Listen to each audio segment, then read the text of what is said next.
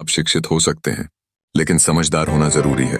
मानवता की समझ, प्यार करने की समझ, जिम्मेदारी की समझ, मेहनत करने की समझ, परिपक्वता की समझ, विचारों में विस्तार की समझ, आध्यात्मिकता की समझ, मदद करने की समझ, समाज की समझ, समायोजन की समझ, चिंताओं को समझने की क्षमता, संघर्ष करने की समझ, स्थिरता की समझ, जीवित रहने की समझ।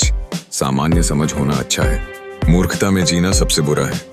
मैं कहता हूँ सही समझ होना सबसे बेहतर है। मानवता की समझ, प्यार करने की समझ, जिम्मेदारी की समझ, मेहनत करने की समझ, परिपक्वता की समझ, विचारों में विस्तार की समझ, आध्यात्मिकता की समझ, मदद करने की समझ, समाज की समझ, समायोजन की समझ, चिंताओं को समझने की क्षमता, संघर्ष करने की समझ, स्थिरता की समझ, जीवित रहने की समझ। यकीन मानिए, सही समझ ज्ञान को भी हरा सकती है। सही समझ के साथ आप बेहतर जीवन जी सकते हैं।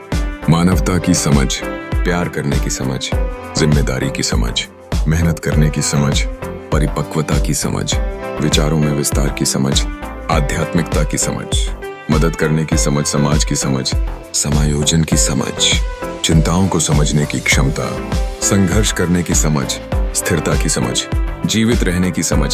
सोचें समझदारी से, बोलें समझदारी से, जिएं समझदारी से, समझदार बने।